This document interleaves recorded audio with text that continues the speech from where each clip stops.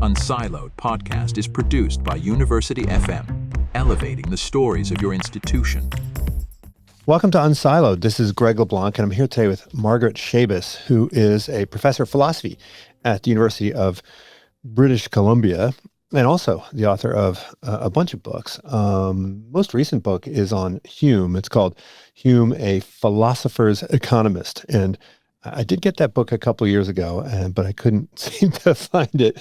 And then you've got a book called A World Ruled by Number, which is about Jevons. And then another book on David Hume and his political economy. And also this book, which I do have with me, which is called The Natural Origins of Economics. Welcome, Margaret. Welcome. Thank you. Well, look, this book, The Natural Origins of Economics, I mean, for someone who is an economist and an historian, I found it super interesting because in a way it's talking about the birth, not just of what we think of today as economics, but of social sciences in general. And, there's this division that goes way back to the Greeks, the distinction between nature and culture, right? And they've been doing a bit of a dance for millennia. But you talk about how, it's really only in the last couple hundred years, at least in comparison with the Enlightenment, where, the natural sciences and the social sciences have kind of split in a way. And I know I think a lot about how economists have physics envy. So at least with respect to methodology, they seem to be imitating the natural sciences. But with respect to subject matter, I think the economists have more or less kind of driven a wedge between the science of the world of humanity and the science of the world of nature. So I guess there's no single person who's responsible for this, but I think people tend to misunderstand the works of Adam Smith because it doesn't seem like he was the one that really created this birth of modern economics, but rather it's John Stuart Mill that's responsible. So how should we be thinking about economics? Should we think about it more as something of continuity, where indeed Smith is the kind of father of modern economics in the way that Newton is the father of physics? Or should we be thinking in terms of discontinuities with a big break in the early 19th century? Oh, those are a lot of questions all at once. I mean, there are many ways to conceptualize what we mean by the term economics or the science of economics. And one way is to see that there is a set of phenomena, sort of salient phenomena like prices and money and trade, things like that are core to that discipline. And then you can see Aristotle makes some very important insights on all of those core phenomena. But I think what's really important in the early modern period is that they're still very much under the grip that everything comes from God's creation. And so God created a uniform nature, an organized universe. And what we might consider the economy is really still very much part of that order of things. So that there's also a lot that's written about the economy of nature and how the species themselves each provide food and so forth for each other, so that there's a strong set of interdependent trades, if you will, between the different organisms. And I think it takes time for us to come to fully grasp that there's this sort of autonomous economy that's human created. And it's never fully human created. One can still see someone like Samuelson delight in calling the interest rate a biological phenomenon. I mean, it was maybe a slip and it was an oversight on his part, but there's a whole journal just on bioeconomics. So it's not that there isn't still an effort to kind of meld economic phenomena with the organic world. And of course, it's always sort of connected to the inorganic world, but to see the phenomena themselves as having human agency as the proximate cause, that is something that's more recent. And to a large extent, seeing it in a secular way, seeing that the human agency is not, again, part of some design that God has bestowed upon us to, if you read John Locke, for example, the sort of starting point is the law of nature, where we are sort of commanded by God to be self-preserving and to propagate. And so that everything we do qua economic activity fits into that broader understanding. So that's why I singled out John Stuart Mill, because he directly addresses the nature of the science of economics and directly addresses what we mean by nature, and comes to the view that everything is in nature. But then in understanding the phenomena of economics, his view is, well, many of them are really just the proximate cause of money, of prices, and so is human agency. And so it behooves us to understand human nature. But again, it's not a God-given nature for Mill, and then it will be, subsequently the case for 20th century economists. So human nature is something that is ever evolving, that we share with other organisms, that is highly contingent, you might say. So the reduction of economic phenomena back to uniformities in human nature takes on a very different guise in the secular modern world that is still not fully in place in the 18th century. I mean, Hume is breaking much new ground in that regard, but it's still hard for people to grasp that our human nature isn't somehow rooted in some divine plan.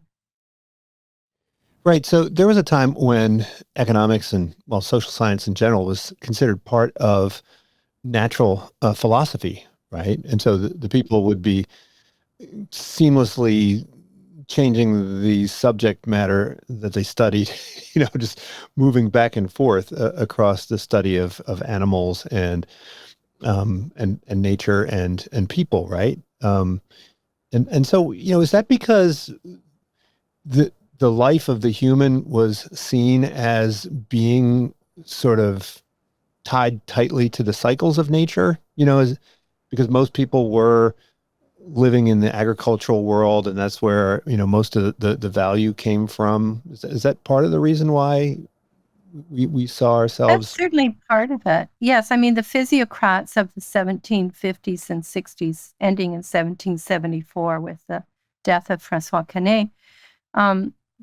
they think of the universe, essentially as a Ptolemaic universe, as a closed system, and ask the question, how do we ever create wealth? Because how do we get sort of something from nothing, right? And their view is that in all artisanal activities, say the making of shoes, you're essentially covering the cost of production, the labor, the capital, the tools, the leather, the raw materials. But never forget, you have to feed the labor. So essentially, you have no gain. You have basically taken food off the surface of the earth, fed your workers, taken leather off the hides of the animals, built the tools with human labor. And all of this is essentially never generating what they call a net surplus or net product. It's not so different, as say Karl Marx talks about this with surplus value. So their view is that the only place that we can really have a gift is from the sun and the rain and the soil, the gifts of nature. It's only there that we don't have to work for that. And because of that, we actually grow food. And from one seed planted in the spring, we get 2 grains in the fall, hypothetically. We double our output through the gifts of nature. So there's a strong sense in which there's this sort of natural order, and that is actually the name of one of the books written by a physiocrat, that kind of in the whole sort of, again, very, in their view, very much a divine order of things. Wealth is created sort of with us humans merely sort of channeling or shepherding things along, but we don't actually create any wealth. I mean, that's true. We don't create a single molecule. We simply reconfigure the molecules from, say, leather into shoes.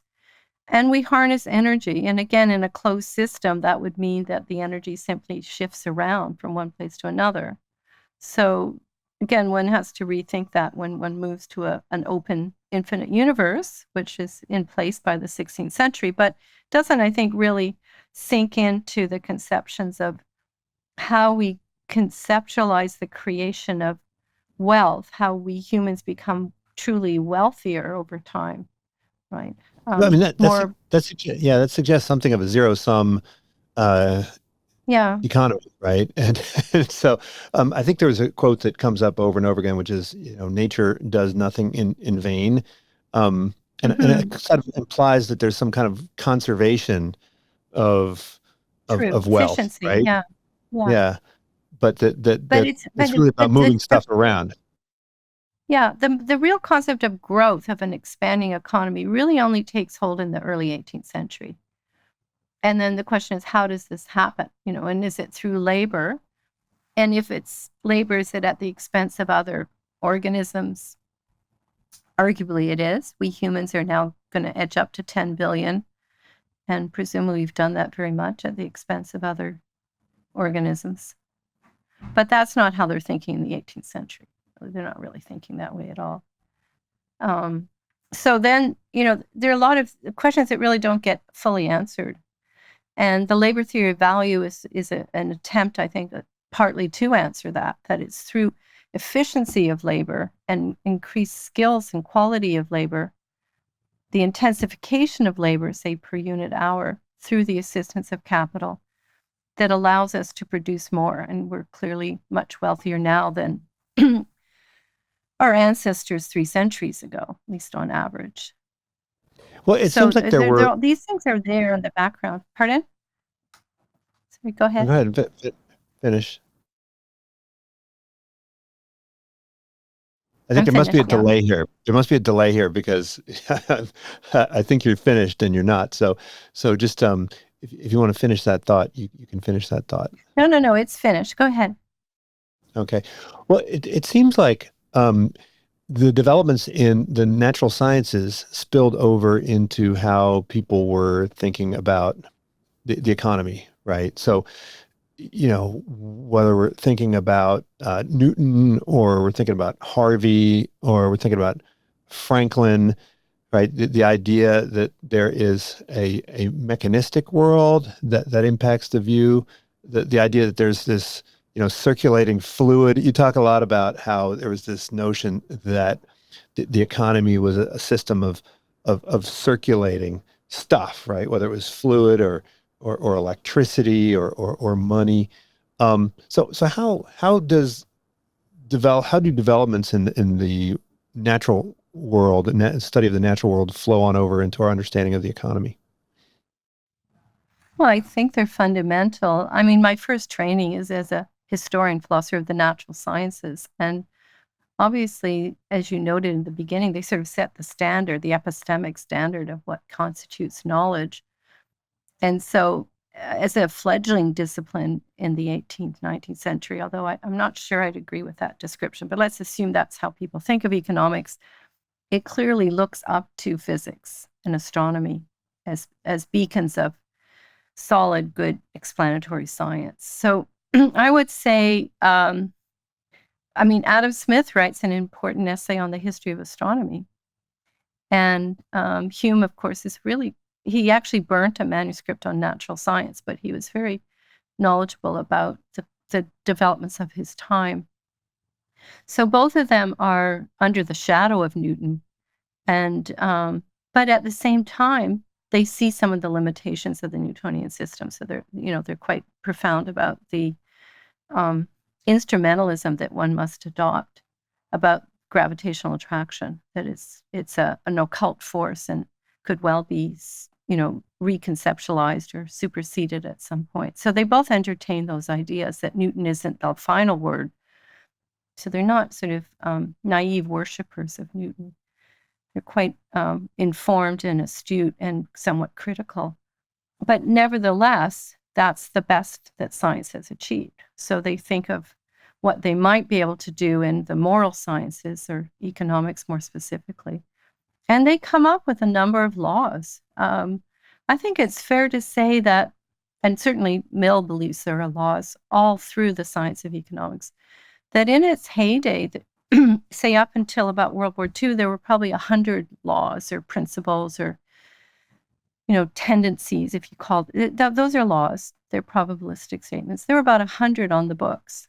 Now, since then, things have diminished. We've diminished laws in both sciences, natural and social sciences. They seem to get too many exceptions and they get kind of discarded. Like the famous Laffer curve would be a good example, or even the Phillips curve, which is under debate. So this is what has happened. A lot of Gresham's law, which goes back to the 16th century.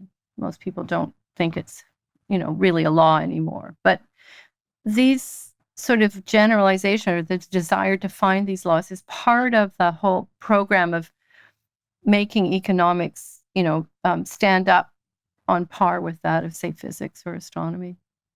And the people I've written about over the years certainly all espouse that view. Jevons particularly, I would say, wants to make economics into an exact science like astronomy.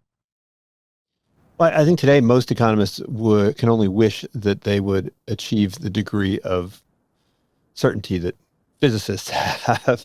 But I think you said that Hume argued that understanding people, we may be able to understand people at least as well as we understand things and objects. Mm-hmm. And this is kind of better. Peculiar. Better. I guess he's trying to cast doubt on folks like Newton, while at the same time kind of propping up our belief and our ability to understand people. I mean, how did he do that, and why did he do that in his work? Well, I think he did it, and Smith and John Stuart Mill, and I think even one might argue Friedman. I think that in the physical sciences, there's been a kind of aura around their accomplishments, and there are some remarkable moments of synthesis with Newton, with James Clerk Maxwell, with Einstein, and so forth. So these moments are exemplars of what we can achieve in human knowledge. But there's still just as many unresolved questions about the nature of force or matter, energy, black holes. I mean, there's really nothing settled in physics if one cares to look at it. And, the over 200 subatomic particles that still lack the kind of equivalent to a periodic law. All these things are still speaking to the fact that we are probing into, the microphysical substratum, but very much with skepticism about what we can and cannot assert. What Hume argued, and Smith and Mill, is that we have an added resource in the social science. We have introspection, that we know when something is preposterous.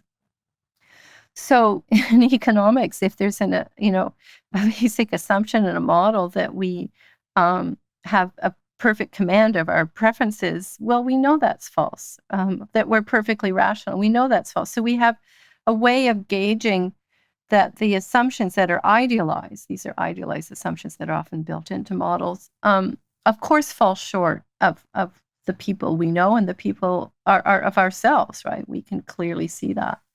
And so in that respect, we're already, you might say, better positioned to grasp whether something is preposterous or not. But the history of physics and history of science more generally has had long periods of commitments to entities that turn out not to exist. Phlogiston, epicycles, et cetera, and this goes on. And rays, there's a whole grab bag of theoretical entities that have been posited at the time. And Darwin had something called gemmules. They don't exist, and this is fine. The effort is trying to take the given of experience and subsume that under some overarching theory. And so you commit to theoretical entities, unknowns, observables, if you will. And the question is, how plausible are they? How warranted are they? And those judgment calls are difficult to make at the best of times. But there's no reason to assume that in the human sciences we're any the less, ill-served. In fact, we may be better off. That's the argument that the 18th century philosophers put forward. But doesn't that also imply that humans are, if they're governed by these laws, that they're predictable, right? And that our capacity to change ourselves and change the world is somewhat limited? I don't know. I have no answers for that. As a philosopher, I don't know that we're predictable. I don't know if we're conditioned to be predictable. Again, it's a judgment call that one makes. Economists, do believe that one can make fairly good assertions about the uniformity of market behavior. But once you get off the marketplace, perhaps we're very unpredictable or erratic. I personally don't have any empirical material to support one or the other claim on that one. But yes, to do a science is to commit to uniformities. You have to commit to the uniformity of, say, forces. There are only four forces, or certain properties about matter, or certain properties about human behavior. If you didn't have some effort to kind of hone in on some robust uniformities, you wouldn't get your science off the ground. And historians of science have argued that's why positional astronomy was so critical in ancient science, because the only truly well-behaved features of our universe are the heavenly bodies. And from the night sky of an ancient viewer, there were these remarkable regularities of the planets, of the fixed stars, of the moon, and so on and so forth. It's not perfectly regular. There's, retrograde motion of the planets that cries out for explanation. Comets come and go. There's something called precession of the equinoxes, where the whole sphere of the stars gradually slips, a bit like a roulette wheel, where there's a placement on each number over time, over 36,000 years. So it's a huge number, but there's slippage. And it's really due to the Earth's axis carving out this tiny little circle at the top of if you can think of a pole through the Earth. So there are, in fact, non-uniformities out there in the night sky, but it's remarkably uniform compared to almost anything else. I mean, even the tides vary from place to place and every single day, and the seasons are never, it's not like suddenly on December 21st, it's clearly winter or something, like, certainly not in California. So we don't have many regularities to go by. You really have to work hard to find them.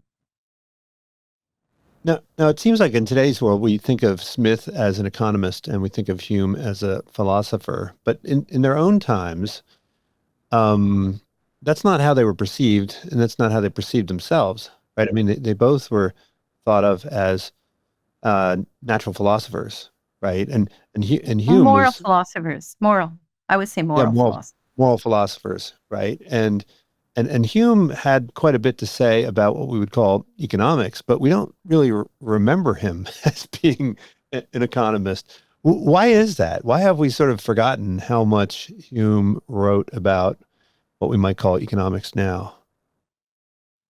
Well, I don't think in economics they've forgotten. I mean, Samuelson and Friedman and Sen have all written about Hume's economics, specific articles, and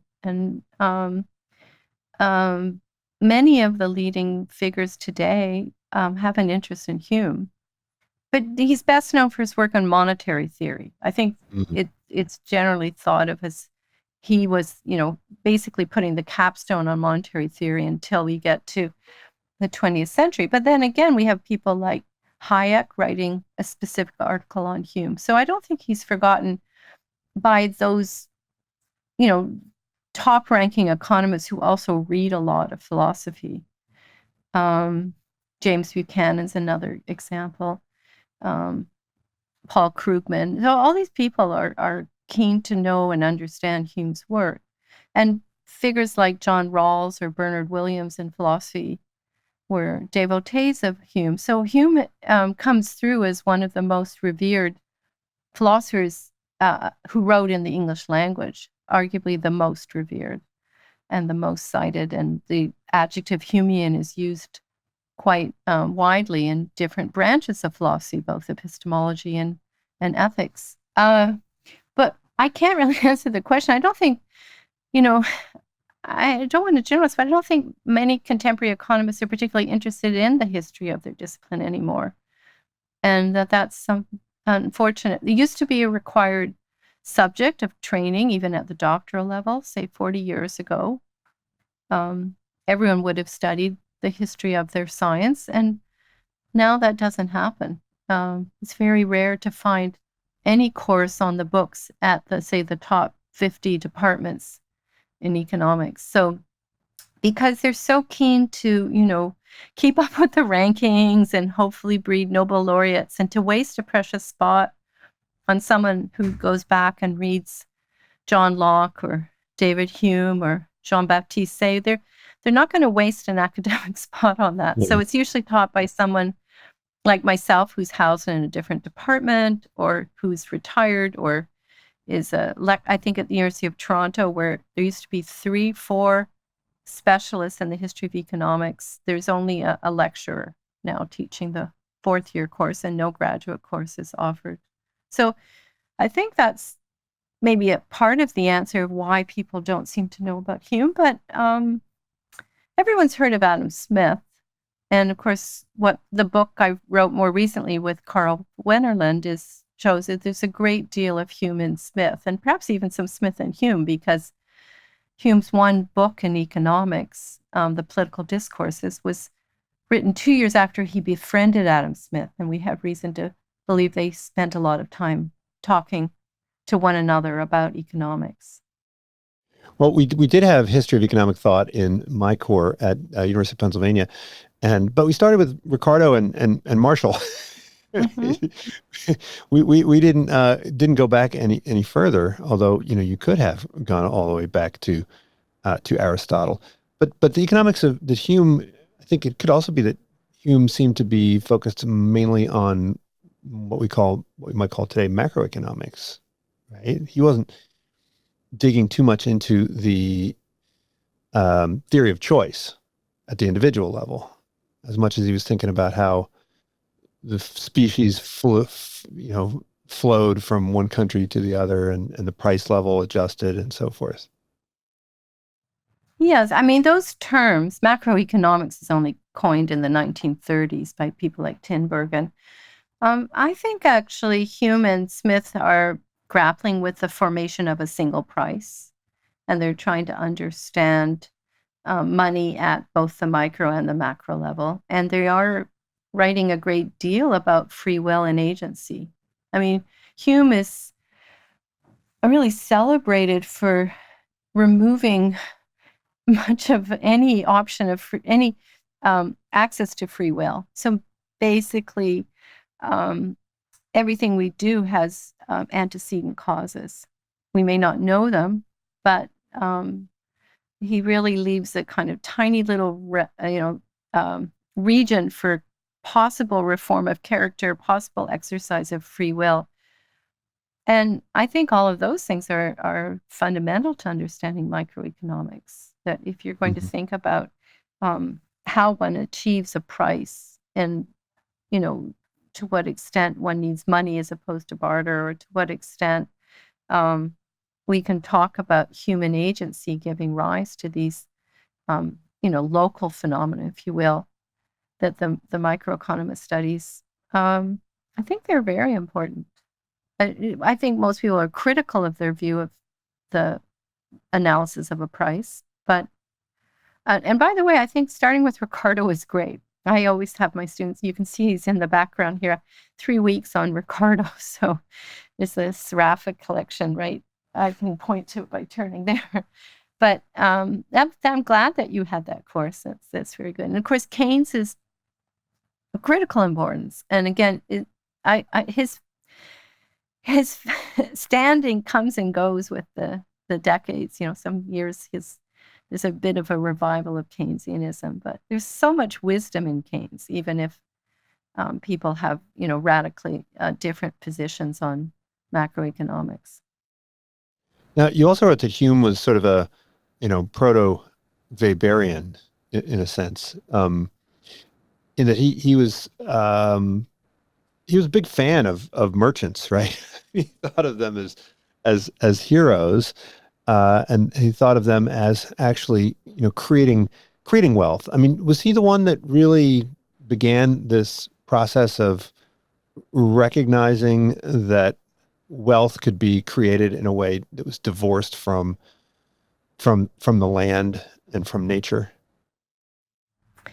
I think that's true. I would never want to say he's the first. I think he's part of a whole group of economists writing at the time. In fact, we've got some really wonderful studies that show that the publication numbers in economics is already, exceeding 4,000 in British and French alone. There are journals in economics. There's lots of publications that would fall within the discipline of economics at the time. So I don't think I would say he's the first, but he certainly helps to unpack more fully the gains from trade that actually lead to an expansion. And he brings in, I think, very admirably the concept of aggregate demand. As other nations start to flourish, their aggregate demand for, say, English cloth will mean that there will be an ever increasing production of that cloth. And he sees that also fueling English desire for, say, French brandy and things of that sort. So he's very aware of the mercantilists, as they're famously portrayed, and I think this is somewhat incorrect, but a sort of zero sum that, if you get the English wool cloth, it's at the expense of the Venetians or the Turks, or the spice trade at the expense of the Dutch East India Company. But for Hume, it's as if every increase of any nation will engender growth in its surrounding trading partners, so that barriers to trade should be dismantled. So he's a keen advocate of unrestricted trade, what people usually call free trade, but I think that's such a poor phrase because trade's never free. Unrestricted trade. He wants to dismantle all the traditional barriers that have been in place and the monopolistic privileges that have been given to, like, the East India Company. So he sees that, and he sees that a lot of the future will lie with manufactured goods. I mean, for one, they're not perishable. And, it's still a good 100 or so years before refrigeration. So I think that's right. I think he's one of the leading voices to break with agrarian capitalism. Kenney and Smith are still basically putting agrarian capitalism on center stage. And I think for Hume, although he's very aware of the significant growth in the agrarian sector, and even knows it firsthand from his own brother, who's improved the yield of their family estate in southern Scotland quite significantly. And he thinks through his attending scientific lectures in Edinburgh and so forth, so learning about crop rotation and fertilization and things like that, turnip husbandry, Hume mentions, all these things, very important. And the agrarian revolution that, has been touted as perhaps the antecedent cause to the Industrial Revolution, because it created a growing population that creates the aggregate demand for all the goods and the labor as well. Hume is aware of all that, but there's no question he focuses on manufacturing, and it's with an eye to international trade, not just domestic productivity. Hume and Smith, I mean, these guys were hanging out a lot together, right? They would meet up and chat. And you said that we don't have a lot of letters, presumably because they did meet in person quite a bit. I interviewed Vernon Smith recently, who made the point that we ought to focus on theory of moral sentiments as Smith's main work. And that's been underappreciated. I mean, how do those two parts of his moral philosophy fit together? The moral sentiments and the wealth of nations.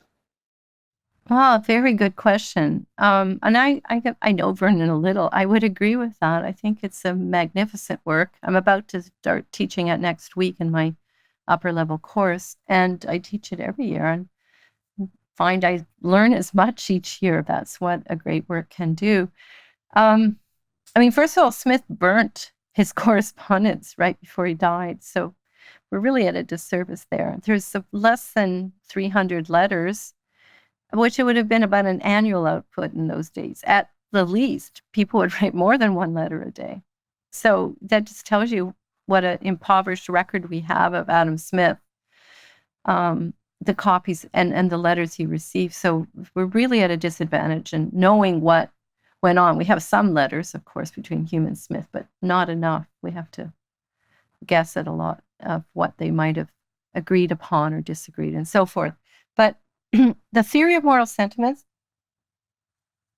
is a dark book. It's deeply critical of the human condition, that we are basically driven to be admired, which for him becomes equivalent to sympathy.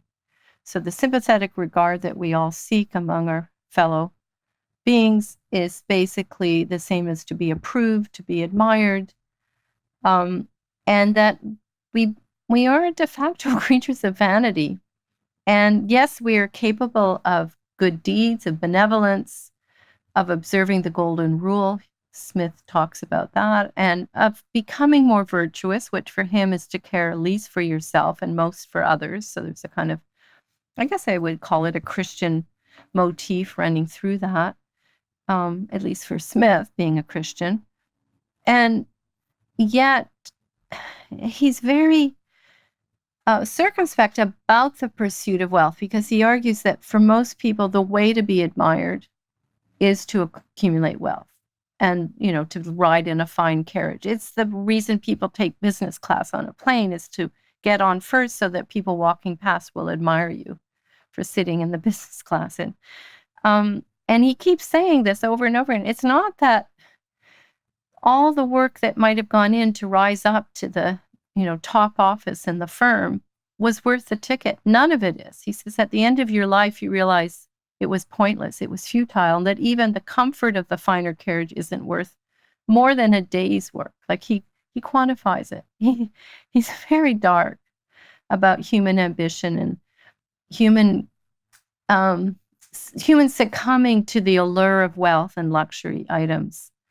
And he thinks there are other ways to be admired, to acquire wisdom and knowledge, and those are perhaps, all things being considered, preferable.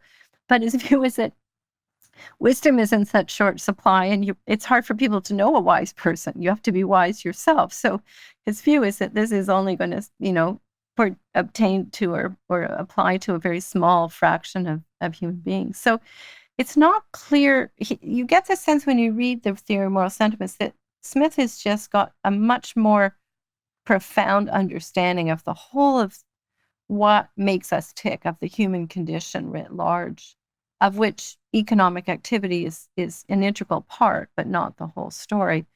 And you just have this sense that he's peering more deeply into that than you can possibly gather on each reading of the book. There's sort of added layers of understanding about why we are what we are, why, we pursue hard work, why we acquire ambition to rise up and so forth. And as he says, no one likes an upstart. So even to be that person, that ambitious person, they're always portrayed in every movie, every Hollywood or television series. These are only going to fail at some point. There's just this kind of inevitable story of too much pride goeth before the fall.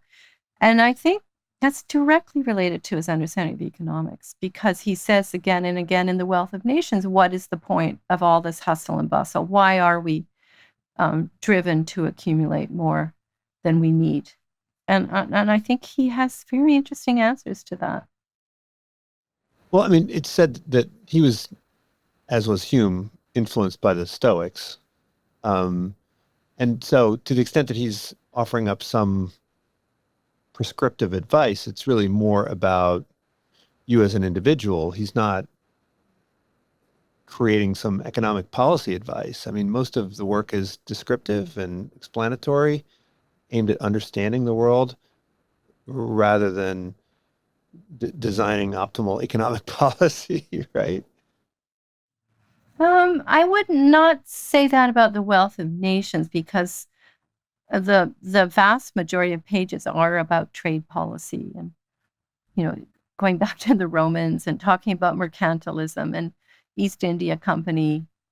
Again, he sees that as foolhardy, but he and Hume are against colonization, monopolization, rent seeking, as we would call it. So I think he canvasses the whole of economics in The Wealth of Nations, and he's over 1,000 pages, and there isn't a single subfield of economics that he doesn't effectively cover.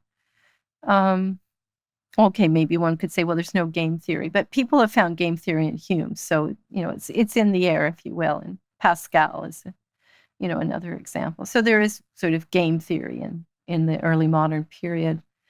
So I think with Smith, he is certainly addressing what you might do as a person, but I think, like Hume, he thinks that whatever efforts you take are going to be futile or relatively, overwhelmed by greater forces. I think that's the general sentiment of early modern economics, that money has acquired a force of its own, and all the efforts of a crown, like the Spanish crown, say, to limit the export of gold and silver, prove futile, if not, detrimental. So that all these efforts to do X or to do Y are going to be overwhelmed by not just legal but illegal actions, smuggling and so forth, tampering with the currency,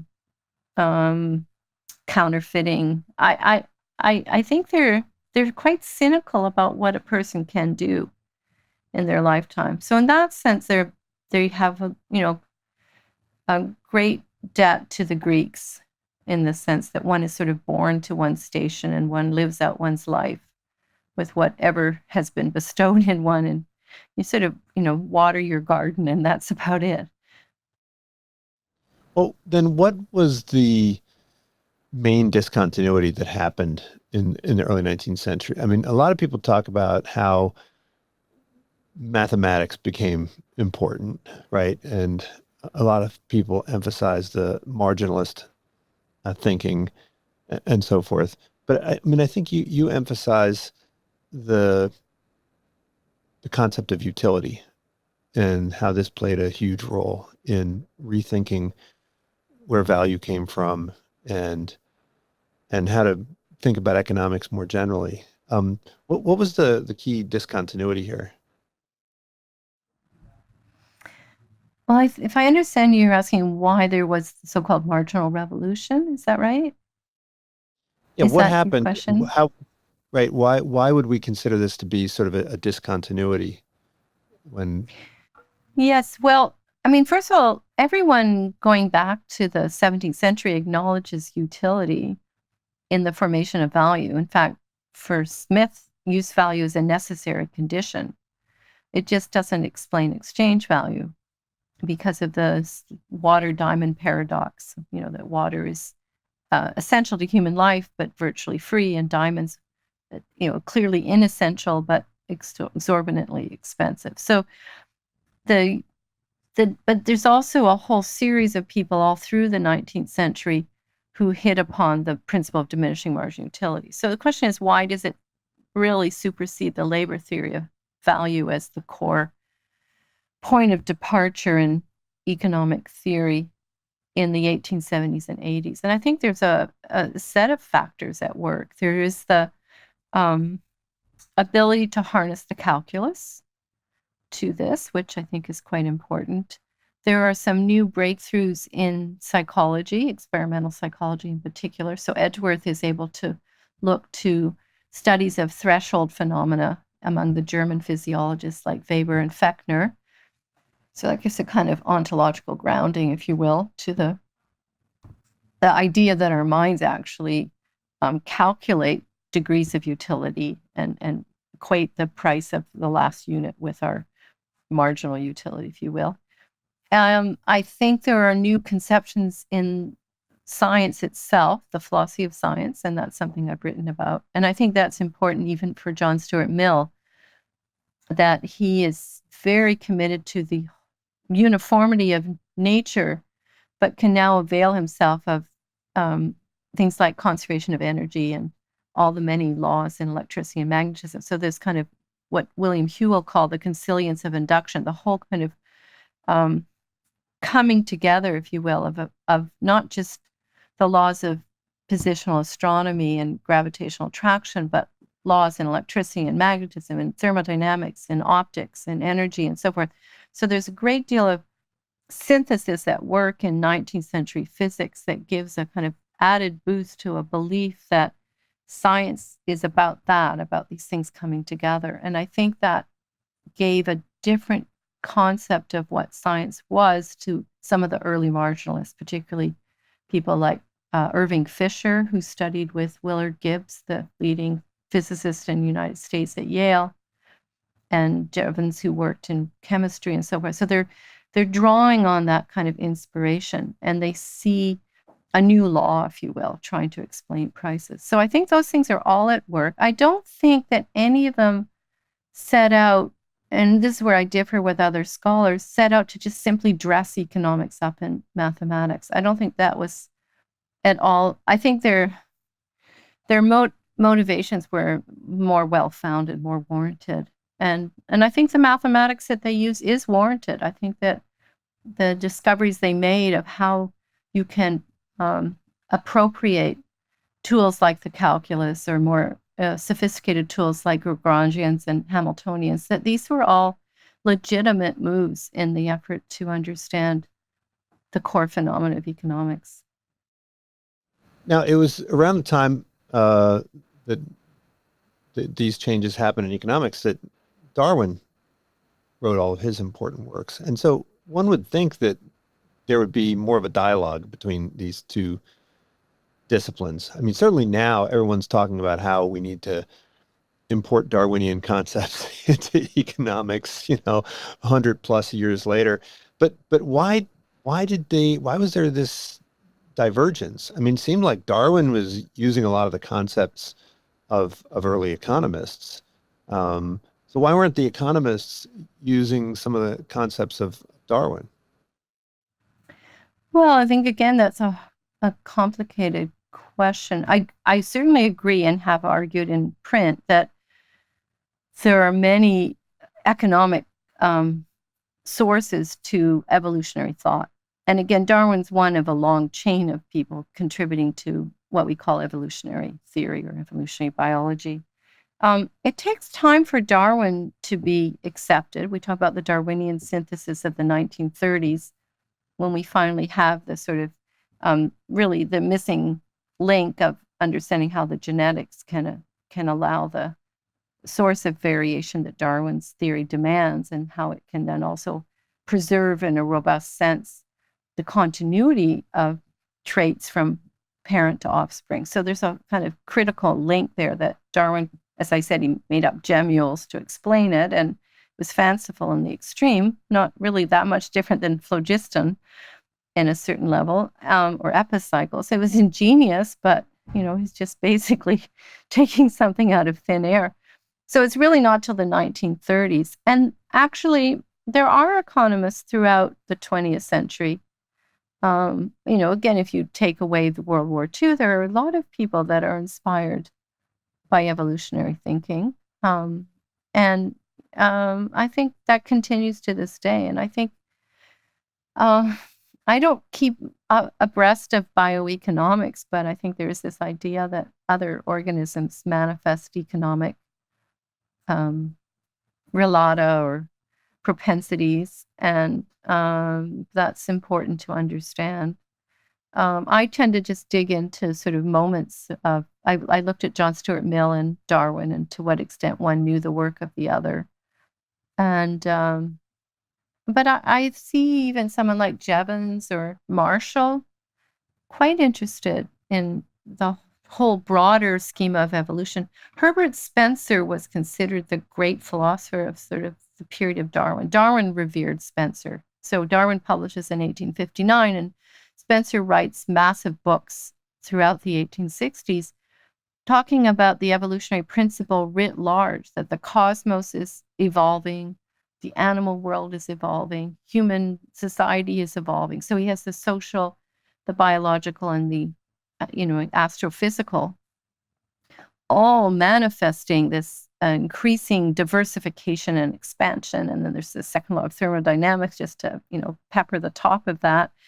And so it's in the air all the way through this period. It's just perhaps harder to get concrete ways to reduce the claims of evolutionary biology into that of economics. Money doesn't grow on trees, to put it another way. It's not easy to see how you put human economic phenomena like money and prices in a broader evolutionary schema. But people have worked on this and think expansively in those terms. Yeah, I mean, it seems like Spencer's kind of a throwback to the Enlightenment period where he's trying to integrate social and natural sciences in some way. I would say, I mean, people have made these parallels that all the 19th century thinkers, for the most part, always had a kind of organizing principle, and they tend to be grandiose. So Weber, we've mentioned, or Spencer, or Durkheim. And one can go on and on. So there's this, Hegel is another exemplar. So there's a tendency to be monolithic or to commit to a sort of single unifying principle. And one of the reasons I like John Stuart Mill is he resisted that. He's always qualifying everything he says and always taking away from the kind of categorical nature of any claim. I think you're hard pressed to find anything in Mill that's categorical. You know, this holds across the board and is without exception.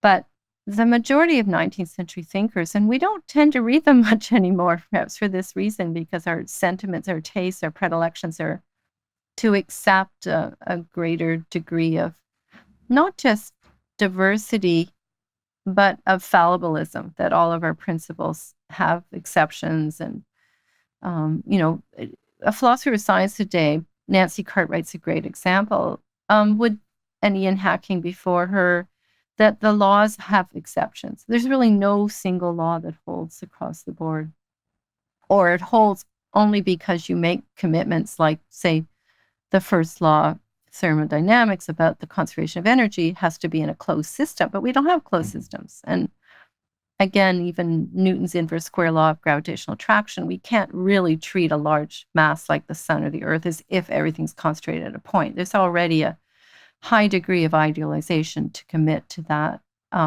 as sort of the point. And then the law itself commits to there being an exact distance between these 2 points. And all of those things, again, under scrutiny, fall apart. So I think we're just in a very different period now where we're less keen to see everything sort of under some organizing rubric that is basically reducible down to a single principle, which for Spencer was really evolution.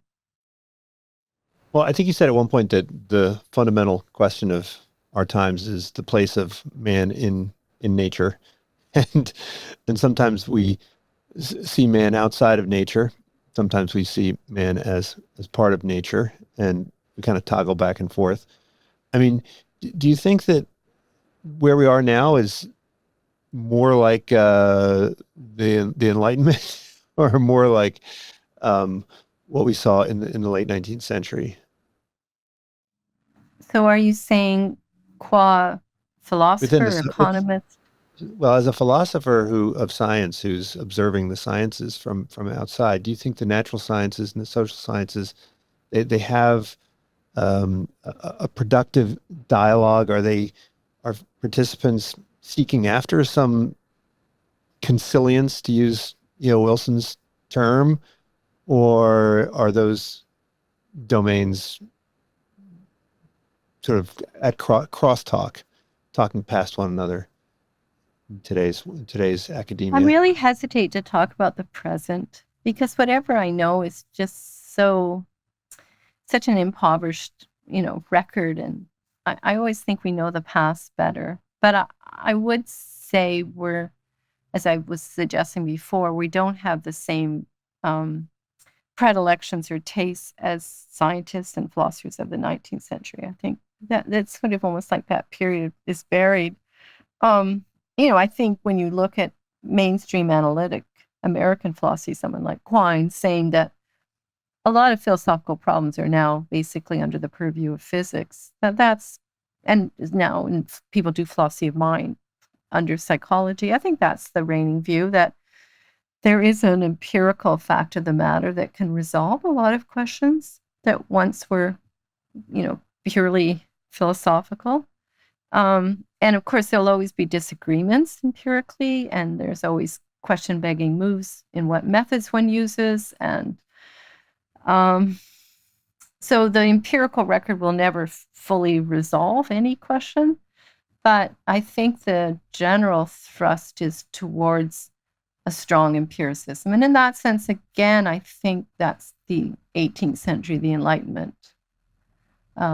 If you think about the great philosophers of the 18th century, starting with people like Voltaire and Mandeville and Montesquieu and Rousseau and Hume and Smith, and one can go on, they're all contributing to what we call the social sciences. They have a keen interest in the natural sciences, but one can be hard-pressed to name any leading scientist in the natural sciences of the 18th century. Of course, there's a lot going on in natural science throughout the century, but people don't have Lavoisier or Linnaeus as a household name, but they've often heard of Voltaire or they've heard of Rousseau. And I think there's a reason for this, but I think also that most of these figures are opposing the rationalism of the 17th century, and they're strongly empiricist.